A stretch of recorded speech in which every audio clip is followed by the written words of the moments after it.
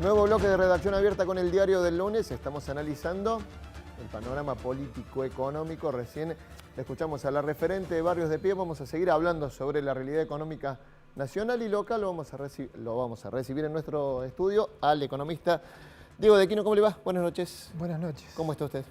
Bien. Bueno, a ver, ¿qué podemos decir de esta, por lo menos las primeras definiciones de la ministra Batakis en cuanto al panorama económico nacional? ¿Cómo lo está analizando usted? Bueno, la ministra me parece que ha hablado poco. Yo creo que eso me parece que es el primer rasgo que destacaría. No ha sido una ministra que precisamente ha sido muy locuaz. Lo que sí me parece que hay que prestar atención es que ha reafirmado, digamos, algunos conceptos que dejó el ministro anterior en acuerdo con el presidente, que tienen que ver básicamente con los pocos trazos que entendemos profesionalmente que tiene el programa económico, que tienen que ver de alguna manera con lo que se suscribió en el acuerdo con el Fondo Monetario. Por el resto me parece que son definiciones sueltas o menores, que incluye el aumento, digamos, la percepción de ganancias, digamos, en el tipo de cambio turista. Es decir, son cuestiones de orden menor que realmente hacen pensar que el gobierno está madurando un conjunto de medidas que todavía no hemos visto y que seguramente se llevarán a cabo en este semestre. La cuestión del ordenamiento fiscal y de las cuentas, o por lo menos lo que trazó la ministra en trazo grueso. Sí, digamos, hay desbarajustes demasiado gruesos y demasiado importantes como para que se puedan saltar desapercibidos. Entre ellos tiene que ver el déficit fiscal, pero yo creo que las urgencias me parece que van por otro lado. Las urgencias son de tipo financiero y me parece en un programa de gestión económica para el gobierno. Mire, yo le doy un dato. Solamente lo que es la colocación de letra del Tesoro, que eso es deuda del Estado, no del Banco Central, a muy corto plazo, es decir, es como un cheque, digamos, que permanentemente los viene renovando el gobierno, que son a 60, 90, 30, 120 días, no pasan de los 3 o 4 meses. Allí más o menos se está jugando el gobierno el 20% del volumen del gasto del año. Eso está entre 7 y 5 veces por encima de los límites que indicaría una buena práctica. Cuando el ministro anterior se fue, evidentemente construyó una bola de nieve con este tipo de colocación de muy corto plazo y yo creo que la ministra, dado la manera que asumió, ¿cierto? Porque recordemos que en esto hay que ser considerado con la ministra, digamos, ella asumió en una condición muy particular, digamos, no fue un reemplazo aparentemente planificado por el gobierno, digamos. Normalmente la salida del ministro de Economía en las condiciones que está la Argentina, como yo afirmé en algún momento, debería ser el inicio de una solución. Sin embargo, terminó siendo el inicio de un nuevo problema que se le introdujo al gobierno y a la sociedad. Con lo cual, la ministra me parece que, atendiendo a esta condición de haber asumido una situación que no la tenía prevista y con un daño colateral, porque la renuncia intempestiva del ministro produjo un efecto retroalimentación, una corrida, creo que está analizando las medidas a tomar y, repito, me parece que las primeras son de orden financiero, pero bueno, como allí hay un acuerdo con el Fondo Monetario, ese tipo de medidas seguramente van a tener que ser, no digo acordadas, pero conversadas al menos, y yo creo que por ahí debe andar en este momento el equipo económico. Diego, en el último tramo de la gestión de Guzmán se le estaba complicando, ¿no?, esto de seducir al mercado, justamente por el tema de la deuda en pesos. ¿Tiene Batakis alguna herramienta extra o es más que nada expectativa para empezar a descomponer esa enorme deuda en pesos que tiene el país? Yo creo que no hay muchas herramientas, no hay que ser tampoco catastrófico. El Estado siempre la deuda en su moneda la termina honrando, pero yo creo que estamos en un desfiladero de cara a una reprogramación de pasivos en muy corto plazo. De hecho, el ministro anterior ya lo hizo antes de irse, en la última colocación, en realidad 2/3 antes de salir a mercado a colocar, la reprogramó con el Banco Central.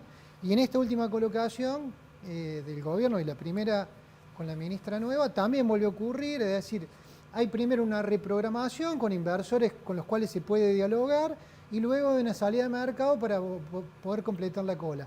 Yo creo que eso no aguanta mucho ese modelo, máxime con una inflación que se recalienta, las tasas piden ser cada vez más altas, y aunque las tasas fueran bajas, el grueso de las colocaciones son hoy indexadas en peso, con lo cual lo grave es la aceleración del proceso de la bola de nieve fruto de la inflación. Diego, con el diario del lunes, o sea, con el resultado puesto, ¿cómo calificás la gestión de Guzmán? Yo creo que la gestión de Guzmán es muy pobre, digamos. Yo creo que lo único que él llegó a hacer como ministro, que creo que fue el error fundante, fue entrar en un desfiladero con una reprogramación de la deuda en el 2020 de forma abierta, y eso en realidad retiró a la Argentina de la posibilidad de refinanciar con más calidad todos los problemas que se señalan hoy que no alcanza, digamos, por ejemplo, los recursos del Estado. Yo creo que en ese sentido la gestión de Guzmán ha sido una gestión mala como ministro, porque en realidad lo único que él prometía lo terminó haciendo mal, porque nos retiró de los mercados, la deuda argentina no vale nada en el mundo, nadie nos quiere prestar, ni siquiera los propios argentinos le quieren prestar al Estado, y la deuda en peso, digamos, nuestra propia moneda está en niveles récord, y empieza a aparecer mucho la situación que ocurrió cuando Lavagna, siendo secretario de Planeamiento de Alfonsín, se fue del gobierno denunciando, digamos, que había un festival de bonos. La percepción en ese sentido es mala. Y por el resto, bueno, tuvo la pandemia, las limitaciones creo que están claras desde el punto de vista de la gestión de un ministro, que en realidad creo que fue apenas un ministro de Finanzas, un mal ministro de Finanzas. Estamos en una situación de crisis y todos los números parecen que, digamos, son negativos. ¿Cómo se restituye la confianza? Porque se pueden ajustar cuestiones financieras, cuestiones económicas, el déficit. Cualquier medida que se tome de ajuste va a implicar afectar a un sector. ¿Cómo se vuelve a tener confianza? Que me parece que es un elemento para tener en cuenta para salir del pozo. Yo creo que la manera de razonarlo, por lo menos desde el punto de vista económico, que es de mi profesión, ¿cierto? Trato de no incursionar en otros territorios que no conozco. Pero para que la confianza se restablezca, exista, inclusive crezca, tiene que haber acuerdos. Ahora, yo creo que muchas veces se habla del acuerdo como una acción, y el acuerdo a veces es el resultado o consecuencia de algo. Y yo creo que hoy Argentina está atrapado en eso. Normalmente en el mundo los acuerdos, a pesar de que nosotros en Argentina tenemos una tendencia a creer que el acuerdo es una acción siempre positiva, cuando uno mira la historia en materia económica, los acuerdos son en general fruto de un riesgo moral vinculado a algo más grave que una crisis económica. Acuerdo en materia económica, hablo, ¿cierto? Yo creo que la sociedad empieza a ver los riesgos, digamos, de caer en un proceso agravado de hiperinflación, con los daños que eso puede tener.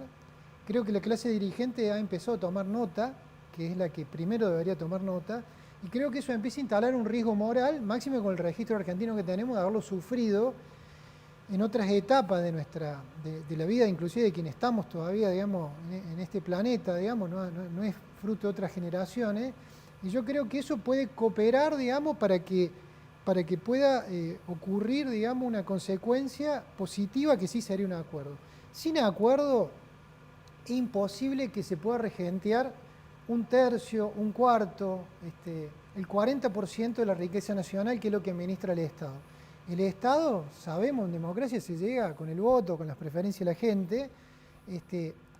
Si en esa conducción de los recursos colectivos, que repito, son un cuarto, un tercio o el 40%, no hay un acuerdo de cómo gerenciarlo, es imposible que podamos salir de la circunstancia en la que estamos atrapados y no establecer, por ejemplo, un orden de prioridades comunes. ¿De acuerdo? ¿Ves que, digamos, se va o se intenta eso, Diego? O de alguna manera se puede llegar a intentar. Hay actores que no se quieren sentar en esa mesa de acuerdo. Hay actores que no se convoca. Hubo un mensaje de la ministra hablándole a algunos sectores el viernes, ¿o no? Digamos, esos sectores, bueno, como para calmarlos. ¿Ves que pueden llegar a estar de acuerdo con un plan económico o no? A mí me parece que ya no alcanza con una ministra. Este es el problema que se ha agravado con la salida de Guzmán. Porque mientras estaba Guzmán era como el único enviado para hablar de los temas económicos. Yo creo que ya no alcanza lo que la ministra diga y eso es lo que el mercado por ahí no le responde como se esperaría o esperaría el gobierno. Yo creo que se está esperando una solución de más alto nivel. Yo creo que la vicepresidenta en la conferencia que dio en el Calafate, yo creo que, por ejemplo, ahí cuando uno lee alguna parte de lo que ella menciona, trasluce, le da un acuerdo. Cuando uno escucha a dirigentes importantes de la oposición, también se escucha la necesidad de un acuerdo. Después está claro de que, bueno, quiénes se sientan o quiénes no, y hasta dónde va a llegar el acuerdo, porque el acuerdo va a llegar, yo creo, hasta donde el riesgo moral nos los imponga.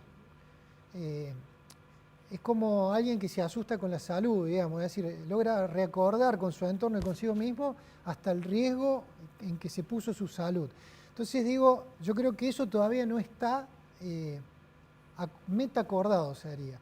Pero me parece que no estamos tan lejos y yo deseo y quiero creer de que nuestra dirigencia, antes que los sectores profesionales, van a poder sentarse a lograr un acuerdo de mayorías para que la gravedad de la situación no llegue a la sociedad, porque el problema es si esto sale del espacio de los dirigentes, como pasó en el 2001, como pasó en el 89, en el 90, en el 75, en el 82, ¿sí?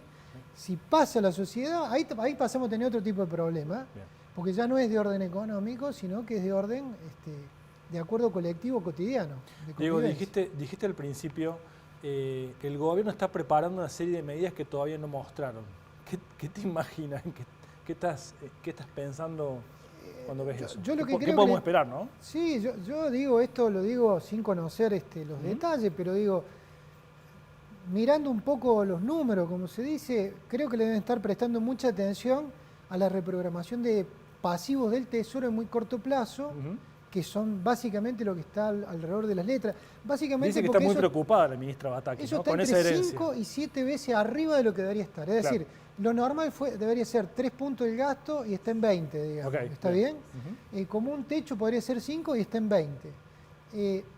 Y la otra es que tiene que ver con el Banco Central, donde allí obviamente que hay que volver a prestar. Ustedes piensen lo siguiente, desde que empezó la cuarentena, el Banco Central puso 11 billones de pesos en activos monetarios fuera de su tesoro, sería.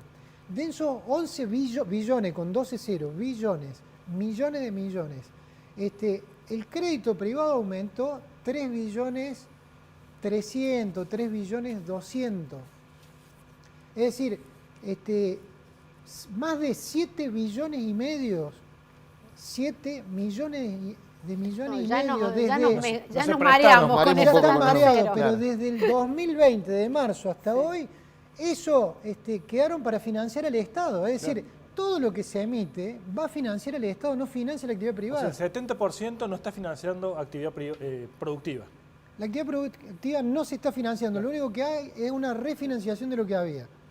Es decir, como hay una nominalidad, bueno, acompaña el crecimiento. Entonces, yo creo que le deben estar prestando atención a estas dos cosas, pero si el Tesoro no descontamina los vencimientos de corto, es muy difícil que el Banco Central pueda afrontar un programa más contundente para poder devolver progresivamente el crédito al sector privado.